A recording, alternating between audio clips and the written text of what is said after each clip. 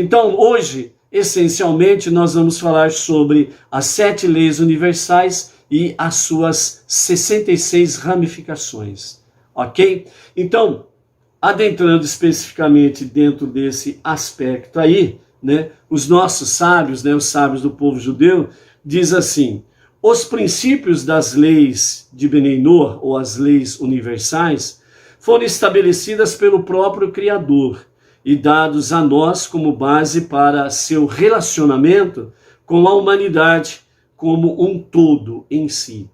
Para divulgarem a mensagem destas leis, oferecendo esperança sob a forma de um verdadeiro pacto universal entre o ser humano e Deus, para que um novo tempo possa se manifestar sobre todos nós. Então, nesse aspecto aí, realmente, Deus, ele tem para nós as 7 leis universais para termos esse relacionamento com Deus. Todos nós sabemos que o rei, ele tem a sua coroa, né? E Deus, que é de fato o rei dos reis, quer dizer, é o rei absoluto na sua essência. Então, a coroa do nosso grande rei, ela é composta por 620 joias, são as joias da coroa de Deus. Então, as joias da coroa de Deus, ela contém 620 joias, que é exatamente essa conexão, os 613 mandamentos do judeu para o povo israelita, essencialmente, e as 7 leis universais para todas as nações. Portanto, o povo israelita, mas o povo não judeu, que abraça a fé monoteísta com fundamento judaico e cada vez mais com orientação rabínica, vai se aperfeiçoando no conhecimento das 7 leis universais. Então significa que você, não judeu, faz parte da coroa do rei. Isso é algo precioso, ok? Então, as 7 leis universais, ela tem 66 ramificações, e baseado no estudo do nosso rabino Haron Lichtenstein, ele traz para nós essas ramificações das 7 leis universais. Então, dentro do seu livro, né, o nosso rabino, o Dr. Haron, ele nos fala, né, no seu livro The 7 Laws of Noah, as 7 leis de Noé, ele baseia então essas ramificações nos 613 mandamentos, né, mais as 7 leis universais, que são devidamente enumeradas pelo nosso rabino famoso, conhecedor estudioso da Torá, o nosso Rav Moisés Maimônides, né? Então, nestas 66 ramificações, nós temos 52 que são negativas, portanto, não faça, e 14 que são positivas, faça. Então, as 7 leis universais simplesmente são, primeiro, idolatria, né? Não idolatria. Segundo, não blasfemar. Terceiro, não roubar. Quarto, não cometer assassinato. Quinto, não manter relações sexuais ilícitas. A 6ª lei é estabelecer tribunal de justiça. E a 7ª, não comer um membro de um animal vivo. Então, a idolatria tem 10 ramificações, blasfêmia tem 8, roubo tem 16 ramificações, o assassinato tem 1 ramificação, as relações sexuais ilícitas tem 10 ramificações e a justiça tem 19 ramificações. E o membro de não comer um membro de uma criatura viva tem 2 ramificações. Então, o primeiro mandamento, que é exatamente a proibição de idolatria, as 10 ramificações dizem assim. Primeiro, proibido pensar que exista alguma divindade, à exceção de Hashem, o Eterno, o uno e único Deus. Então, essa primeira ramificação diz claramente, não há Deus, como diz o profeta Isaías, Não há outro Deus, não há Deus fora do eterno. Ele é o único Deus, e também o próprio profeta Isaías, Yeshayahu, fala que ele é o único Deus e o único Salvador. A segunda ramificação, proibido fazer para si mesmo ou mandar qualquer outra pessoa fazer qualquer imagem de escultura, imagem esculpida, com fins de adorá-la. Portanto, é proibido fazer qualquer imagem para adoração. Terceiro, proibido fazer ídolos para serem usados por outras pessoas. Quarta ramificação, proibido fazer quaisquer estátuas. A quinta ramificação, proibido curvar-se a qualquer ídolo, ou jurar por ele, ou oferecer-lhe vinho ou libações, qualquer que sejam, mesmo sacrifícios, ou acender incensos para ele, ou realizar quaisquer ritual religioso perante os ídolos, mesmo que não seja a forma habitual de adorá-lo, né? Então essa é a quinta ramificação. A sexta, proibido a adoração de ídolos em quaisquer das suas formas habituais de adoração. Qualquer ídolo, qualquer adoração, proibido. Sétima ramificação, proibido sacrificar os filhos ou fazê-los passar pelo fogo em honra a Molech ou Moloch, o deus Moloch, onde os filhos eram oferecidos como sacrifícios vivos. Isso era uma prática pagã, certo? Então, a prática pagã ao deus Moloch, os pais levavam voluntariamente seus filhos primogênitos para serem sacrificados ao deus Moloch, onde era de bronze, a sua base, os seus pés era que nem uma lareira, onde era colocado fogo, e o bronze um ótimo condutor de calor, então ficava uma brasa viva, toda a estátua do deus Moloch. E aí os pais levavam o seu primogênito, ou a sua filha primogênita, e esse ídolo tinha suas mãos estendidas, e as pessoas colocavam ali, os pais colocavam ali os seus filhos, né, nas mãos deste ídolo, e as crianças eram simplesmente queimadas, torradas, vivas, né? Então, proibido a sacrificar os filhos ou fazê-los passar pelo fogo em honra a Moloch, Molech. Então, Deus ele nunca exigiu sacrifício humano para perdão ou salvação, perdão de pecados e salvação. Essa é uma prática de sacrifícios humanos, essa é uma prática de pagãos. Simplesmente isso, ok? Então, sétima ramificação fala isso daí. A oitava, proibido a prática e a consulta de qualquer tipo de ídolo. É proibido, né? Então, essa consulta, essa proibição da prática, né? Ela também tem muita conexão sobre aqueles famosos transes, né? Que as pessoas fazem, ao tal de transes meditativos, né? Para se comunicar com os mortos, por exemplo. É uma prática proibida dentro dessa primeira categoria das 7 leis universais, que são as proibições da idolatria. O nono, proibido a prática e a consultas, né, de idoni, que significa rituais e meditações como uma forma de profecia imaginária.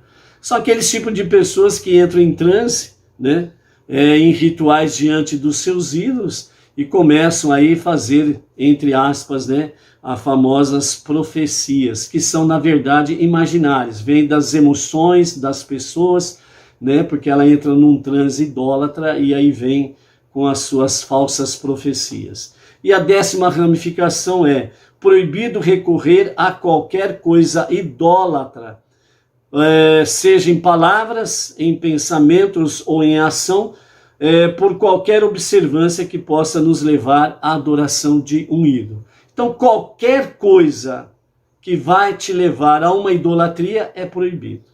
A segunda categoria, ou segunda lei universal, ela diz exatamente sobre a proibição de blasfêmia. Ela tem 8 ramificações. A primeira delas é reconhecer a existência de Deus.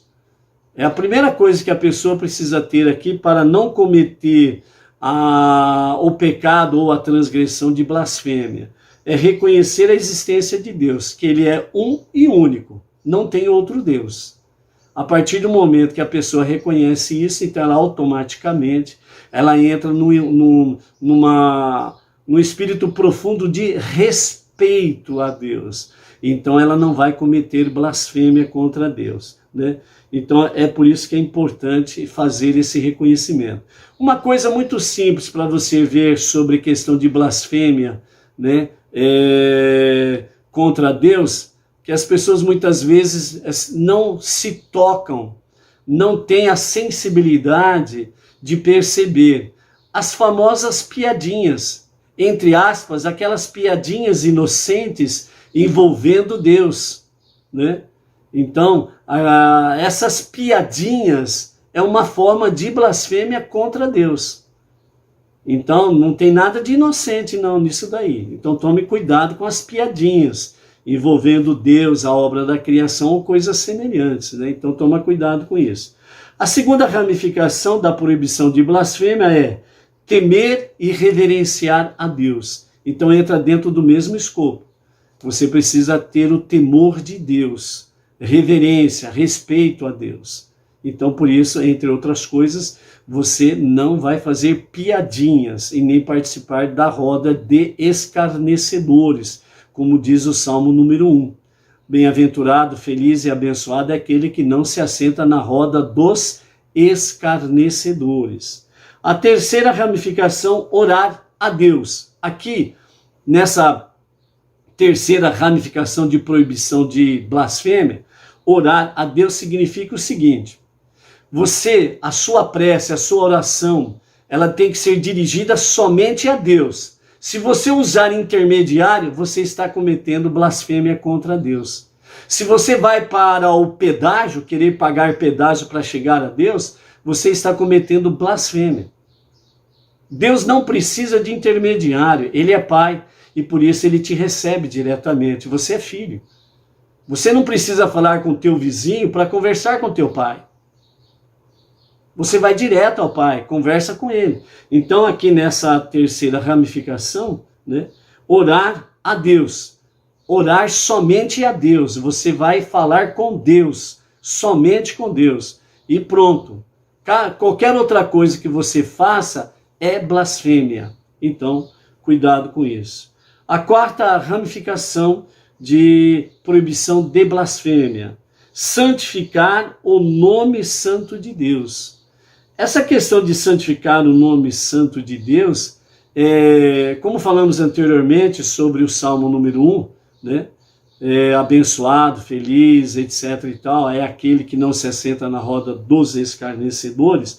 Essa é uma forma de você se sacrificar para Deus, para sacrificar o nome santo de Deus. Ou seja, eu não vou participar daquela rodinha, porque ali só tem escárnios contra Deus.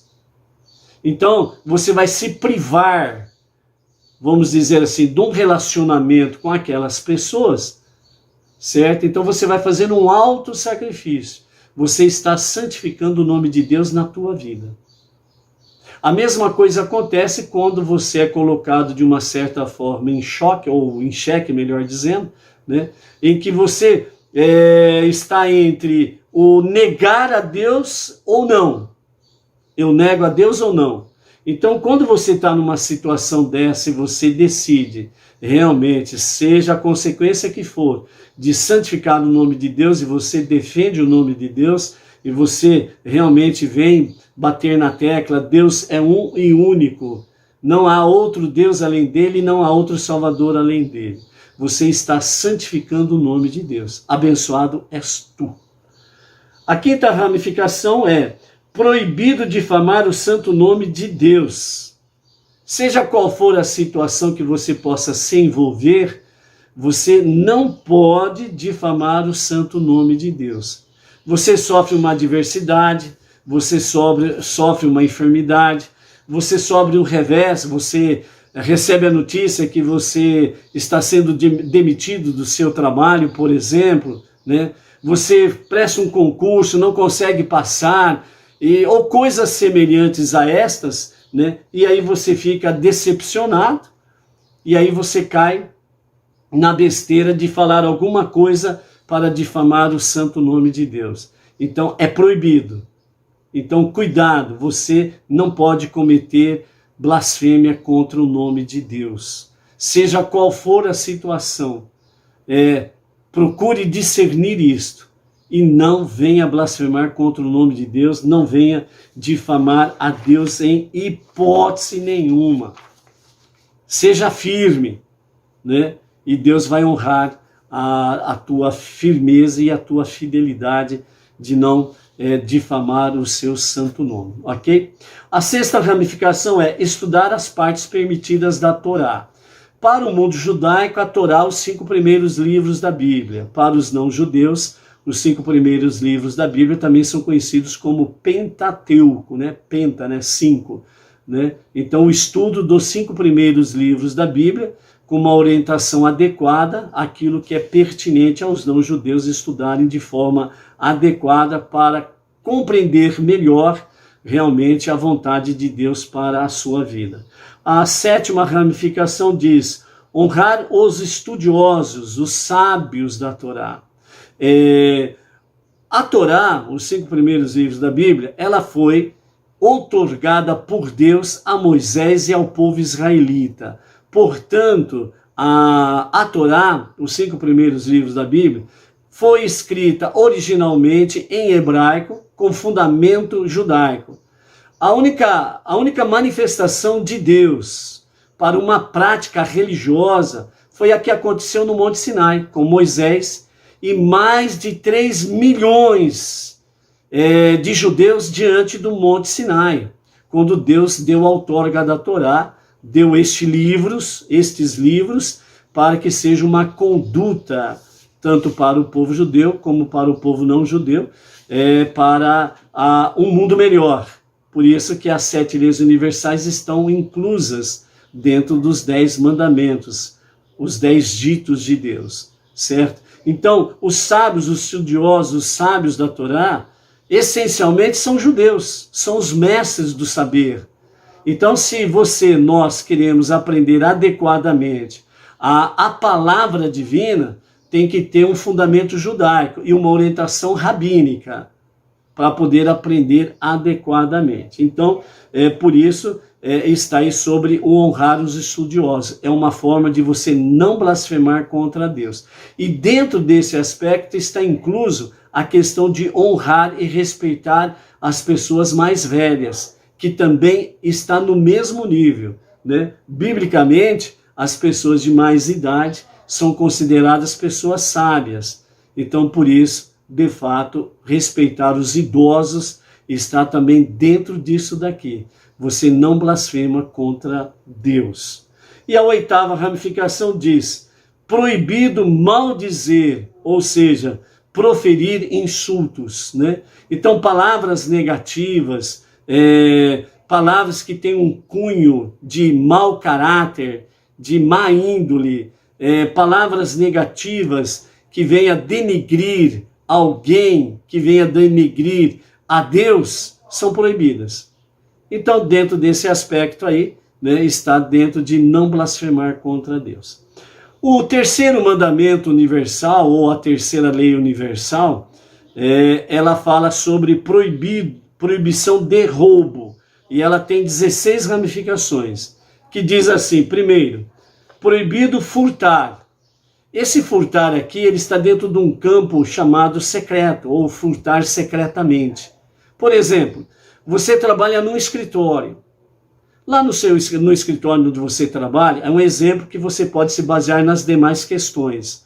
Então você está no seu trabalho, lá no seu escritório. Tudo que está no escritório não é teu, pertence ao seu patrão, o dono do escritório. Então você simplesmente diz assim: bom, eu vou levar um pouco de clips para casa, porque tem bastante aqui. E você pega o clips, põe no bolso e leva embora. Sem autorização de ninguém, sem pedir para ninguém. Isso é furto. Simplesmente é furto. Você está secretamente furtando algo que não lhe pertence. Pertence a alguém. Não importa que seja clips. Nem que for a tampa da caneta que você encontra no chão no seu escritório. Ah, eu vou pegar essa tampa e levar para casa porque a minha caneta ela está sem tampa. É furto, é um furto secreto. Então esse é um exemplo para você se basear dentro desse terceiro mandamento, dessa terceira lei universal, proibição de roubo. E a primeira ramificação é proibido furtar secretamente as coisas. Então por aí você se baseia nas demais questões, né? Por exemplo, você pede emprestado para o seu vizinho ou a sua vizinha uma xícara de açúcar, que era muito comum antigamente, né? Pode acontecer ainda hoje, né? Mas é mais um exemplo também. Então você pede lá uma xícara de açúcar emprestado para o seu vizinho ou a sua vizinha, ou algo semelhante, e você não devolve, né? Você está dentro de uma prática de furto aí. Segunda ramificação, proibido roubar, isso é de forma abertamente, né? Então a pessoa, ela na cara dura, ela rouba, né? Então é que nem aquelas pessoas, dentro desse primeiro aqui, segundo a ramificação, tem o batedor de carteira, ele está furtando secretamente. A pessoa não percebe que a sua carteira está sendo furtada. A segunda ramificação, proibido roubar abertamente, é aquele que chega na cara dura, por exemplo, e bate no teu bolso, na tua cara, e arranca a sua carteira ou a bolsa da mulher e se pinica, né? Então, dessa forma aí, é proibido roubar abertamente.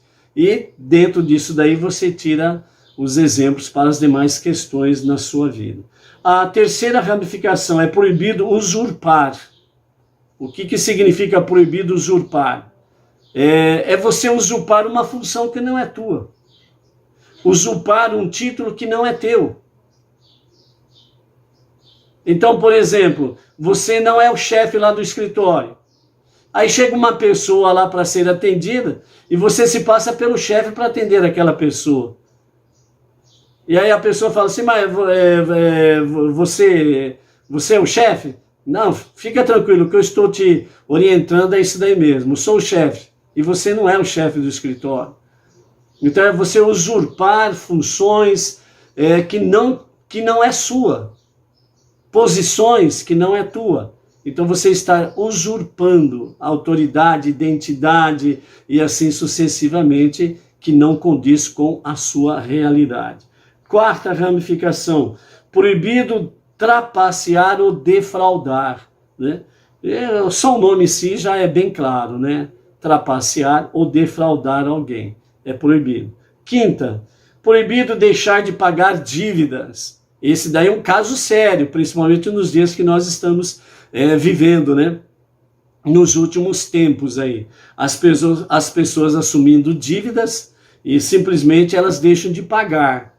Mas esse deixar de pagar não é porque você não tem condições. Quando você não tem condições de pagar, ficou desempregado, você perdeu seu salário, etc. e tal, né? Então aí você deixa de pagar a dívida porque você está realmente numa situação crítica. Aí é diferente. Aqui fala sobre, dentro da proibição de roubar, deixar de pagar dívidas. São pessoas que assumem dívidas voluntariamente e já programando que não vai pagar. Eu vou assumir a dívida e não vou pagar, ponto. Então, está dentro da proibição de roubo. Sexto, proibido cobrar a mais, enganar em negócios. É a famosa balança enganosa, por exemplo, né? Então, você programa a balança lá no seu comércio, que deveria rigidamente pesar 1 quilo, mas ele pesa 900 gramas e você vende por 1 quilo. Você tem a sua loja lá onde você vende tecidos, por exemplo. A pessoa pede lá 5 metros de um tecido e você vende para a pessoa 4,5 metros e cobra 5 metros. Né? Então é a questão de cobrar a mais. Aí está também dentro da questão de juros. né? Quem empresta dinheiro, juros, também existe aí essa questão da proibição. Sétima ramificação, proibido cobiçar. Toda pessoa que cobiça algo de alguém é um ladrão. Ele está cometendo o pecado, o crime de roubo. Então é proibido cobiçar. Está dentro das 7 leis universais e está dentro dos chamados 10 mandamentos. Então, não cobiçar é um mandamento. Então está aqui dentro dessa ramificação de não roubar. Então a cobiça, ela é uma forma de roubar. Oitava ramificação, proibido invejar as posses de outras pessoas. Mesma coisa. Nono, permitir a um trabalhador que coma das frutas que ele está colhendo, mas sob certas condições, né? Então, o famoso trabalhador que trabalha na agricultura, por exemplo, né? Ou aquele que trabalha num comércio onde tem gêneros alimentícios e o patrão, ele condiciona a pessoa a comer algum tipo de fruta, né? Algum tipo de alimento que tem ali, mas coloca, né, certas condições, né? Então impõe sobre a pessoa um jugo para que ela possa se alimentar, né? Um exemplo, você vai comer, mas você só tem 5 minutos e tem que voltar ao trabalho e tem que render para pagar isso que você está comendo. Um exemplo, ok? Então, você vai comer, você vai se alimentar aí do que eu estou te dando e depois vou te descontar no teu salário. Então, é outra forma também, ok? 10ª ramificação, proibido um trabalhador comer das frutas que ele está colhendo, quando ele não está autorizado. Então, a pessoa que está trabalhando no campo, por exemplo, e nesse sentido aí, o capataz, o gerente, o dono, falou, vocês vão trabalhar colhendo frutas, mas vocês não podem comer. A ordem expressa é essa, uma ordem simples. Vocês vão trabalhar colhendo frutos, mas vocês não podem comer dos frutos. Então você não tem autorização. A mesma coisa você trabalhar num local onde tem gêneros alimentícios. E você não tem autorização para comer daquilo que ali está. Então, se você faz isso, você está cometendo o crime de roubo, o pecado de roubo, ok? A 11ª ramificação, proibido um trabalhador comer mais do que lhe é permitido, que ele está colhendo, né? Ele não tem permissão para colher para si mesmo, para levar para casa ou para comer mais tarde. Então, dentro desse mesmo nível, a pessoa, né, o patrão, o gerente, ele dá autorização para a pessoa comer. Você vai comer 2 frutas. Aí a pessoa come 4, está dentro do roubo. Você tem permissão para comer 2 frutas, né, dentro aqui do seu trabalho. A pessoa guarda aquelas 2 frutas para levar embora. Então é um furto, porque a ordem dada foi para comer durante a sua hora do trabalho, ou naquela hora da folga do trabalho, de turno para um outro turno, né? Tem um momento lá de folga, de descanso. Então aquele momento é para você comer as frutas que lhe foi permitido. Aí você não come porque, eu vou comer mais tarde, eu vou levar para casa, etc. e tal. Não pode fazer isso. 12ª ramificação, proibido sequestrar. Nem precisamos entrar em detalhe, proibido sequestrar. 13ª, proibido usar falsos pesos e medidas. Já está explicado. 15ª, deve-se ser exato e preciso no uso de pesos e medidas. Já explicado. 16ª, o ladrão deve devolver ou pagar o objeto roubado. Então, se você cometeu o pecado do furto, do roubo, você tem que indenizar a vítima. Ou você devolve o bem intacto, ou você paga o valor da qual você, daquele objeto que você furtou ou roubou. É muito diferente, é um mandamento divino, E é muito diferente o que determinados políticos estão querendo aí, né? Nos dias atuais, aprovar uma lei em que a vítima tem que pagar o seu agressor. Tem que pagar o bandido, o ladrão. Então veja o cúmulo de certos políticos invertendo totalmente os valores. Então as leis universais para as nações, elas são bem claras, objetivas e reais. Então aqui é bem claro, o ladrão, não está falando a vítima, o ladrão deve devolver ou pagar o objeto roubado. Então, por isso que antigamente não existia, né, nos tempos mais bíblicos, mais lá atrás, não existia penitenciária, nem cadeia. O ladrão ele tinha que pagar de alguma forma o dano que causou a alguém. E agora hoje os absurdos, né, em que as pessoas aí, os políticos, né, certos políticos aí, estão invertendo totalmente, né, querendo colocar totalmente o mundo de ponta cabeça, entre outras coisas, que a vítima vem indenizar o ladrão, inclusive pagar as despesas de advogado para o ladrão, para o bandido. Então você vê qual é o nível espiritual destas pessoas, desses políticos.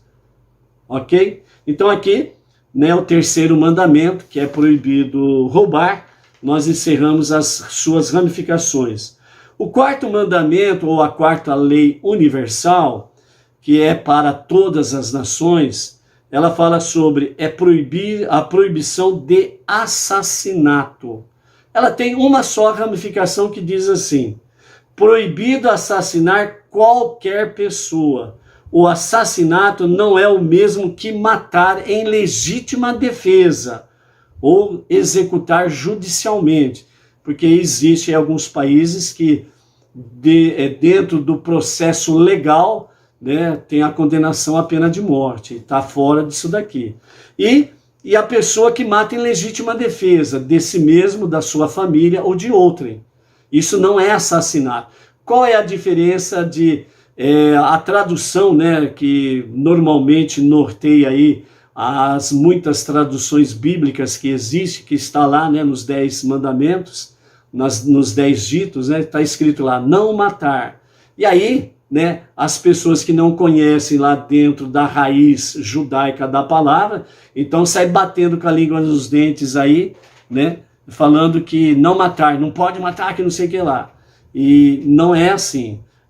Qual é a diferença de matar e assassinato? O matar está dentro da legítima defesa. Você matou alguém não porque você quis, mas porque você estava defendendo a sua vida, ou a vida da sua família, ou a vida de outros. O assassinato é diferente. O assassinato, a pessoa mata alguém porque quer matar. É onde se conhece o termo jurídico na atualidade como homicídio doloso. É aquele premeditado, aquele planejado, aquele que a pessoa diante de uma situação ali, né, está numa briga, por exemplo, e chega num determinado ponto, né, sai numa briga lá, no braço a braço um com o outro. Então, a partir do momento que ele domina o outro nessa briga, ele simplesmente poderia dominar aquela pessoa e pronto, acabou. Mas não, ela continua agredindo a pessoa até matar aquela pessoa. Então ela já vai para dentro do assassinato. Então assassinar é matar alguém voluntariamente. E matar é em legítima defesa sua, de outrem ou da sua própria família. Então essa é a diferença. Então a proibição é não assassinar. Esta é a expressão correta, ok? A quinta lei universal está relacionada dentro das proibições das relações sexuais ilícitas. Resumindo, são 10 ramificações. Resumindo, para começarmos as 10 ramificações. O sexo, ele é permitido somente dentro do casamento, entre o marido e a esposa. Ponto. Não tem nem mais, nem porém, nem contudo e etc e tal. Não tem explicação, não tem justificativa. O sexo lícito, provado por Deus, é entre o marido e a esposa. Ponto final. Vamos ver então as 10 ramificações desta quinta lei universal. Primeiro, proibido ter essa união íntima com a mãe. Não precisa nem falar nada, na realidade. Não precisa nem tecermos comentário. Mas, se existe essa proibição, porque infelizmente tem filhos, né, que cometem esse absurdo. Simplesmente isso. Segundo, proibido ter união íntima com a sua irmã.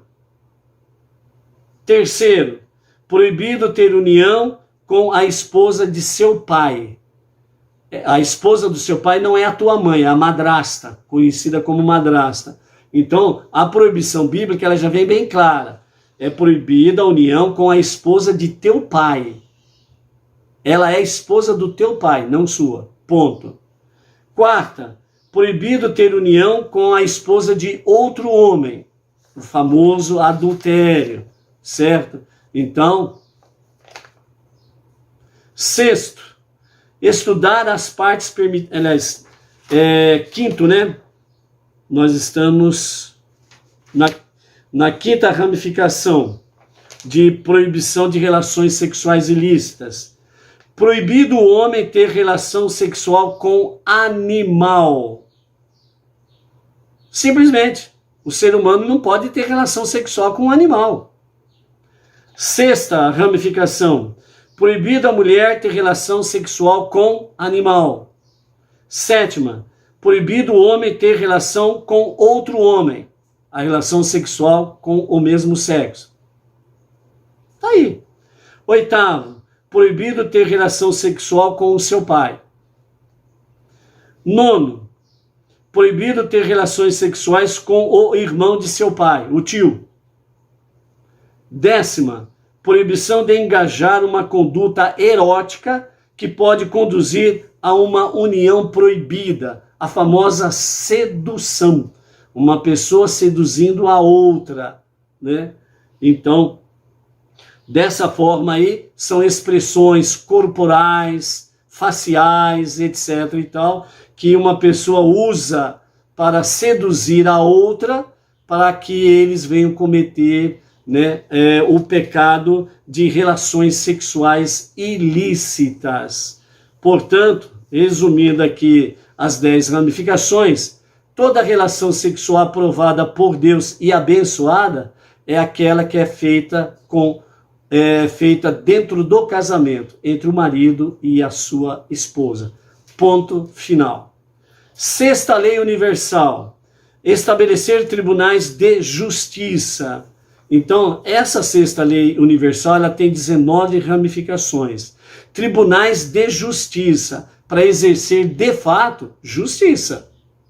Então diz, primeira, nomear juízes oficiais de justiça em cada uma das comunidades. Por isso que existem tribunais em todas as cidades. Segundo, tratar os litigantes com igualdade perante a lei.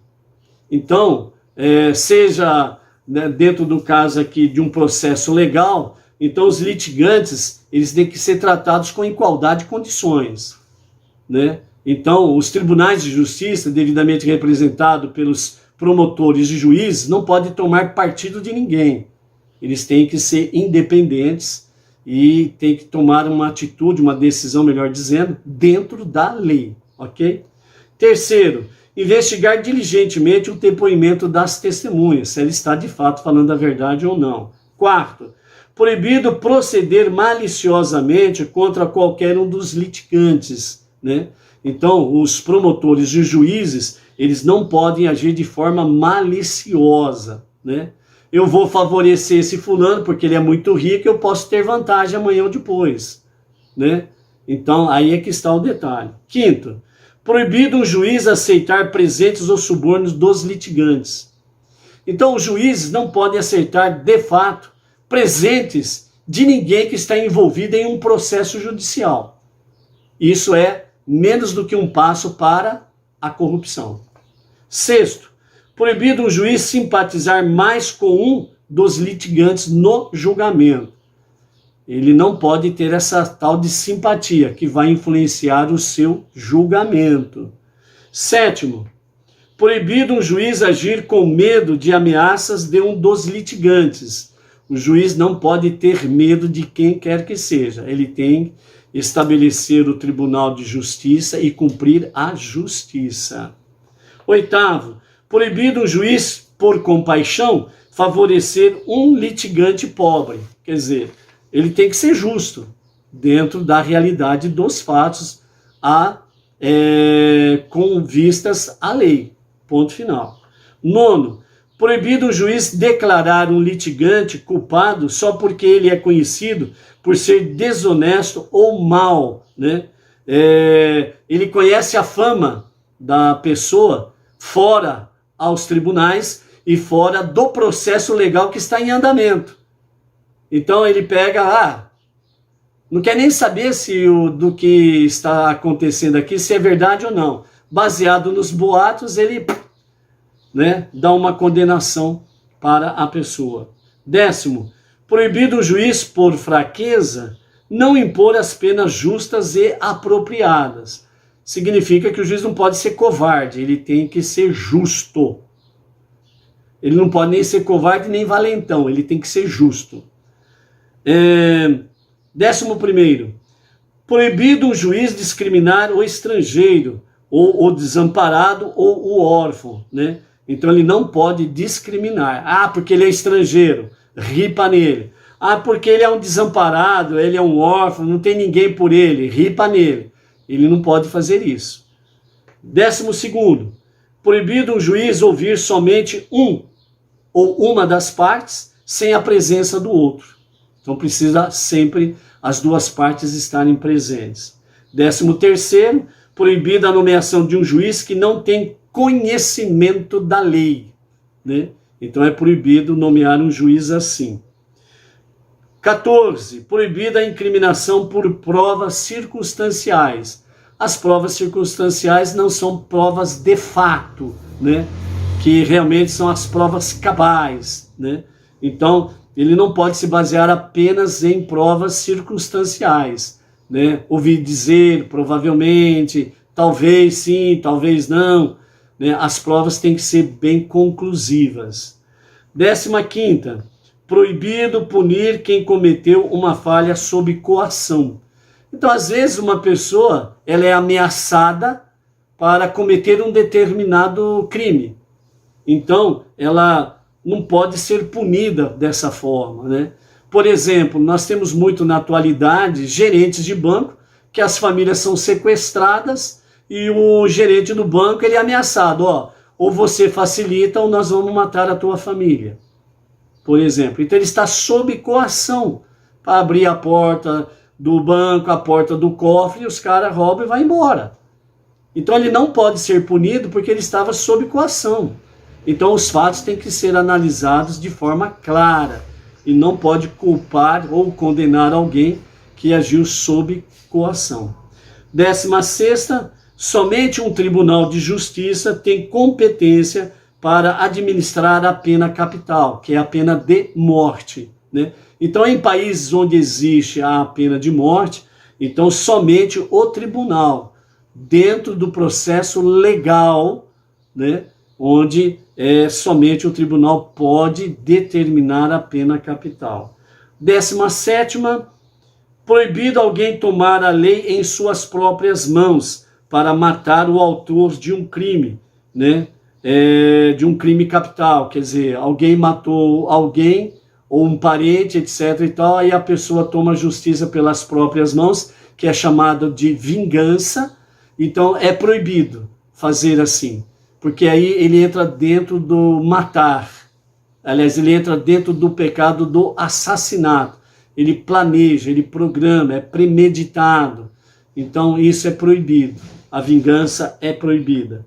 18ª, testemunhar no tribunal falsamente.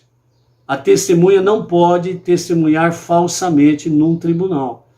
Então é o chamado falso testemunho.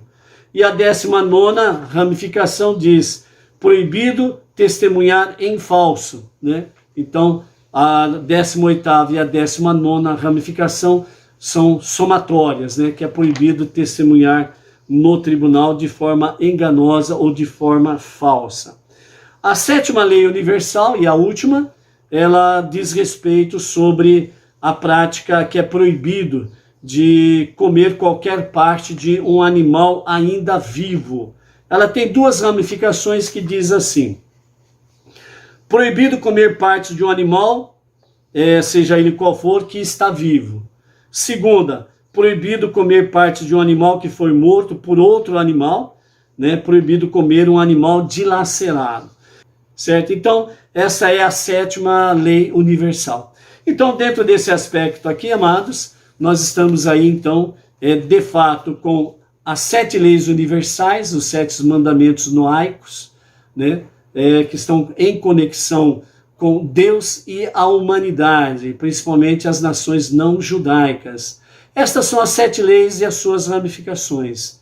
Se você, eu, nós, procurarmos vivermos cada vez mais de forma adequada às 7 leis universais, mas as suas ramificações, sim, teremos um mundo melhor, porque Deus é o dono desse projeto.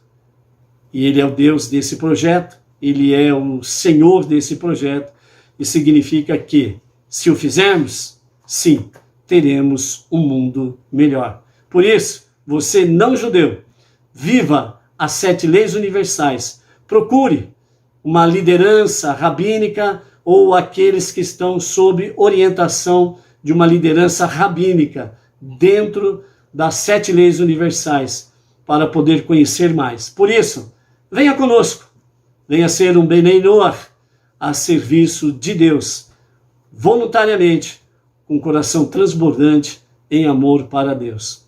Shalom, shalom. Até uma próxima.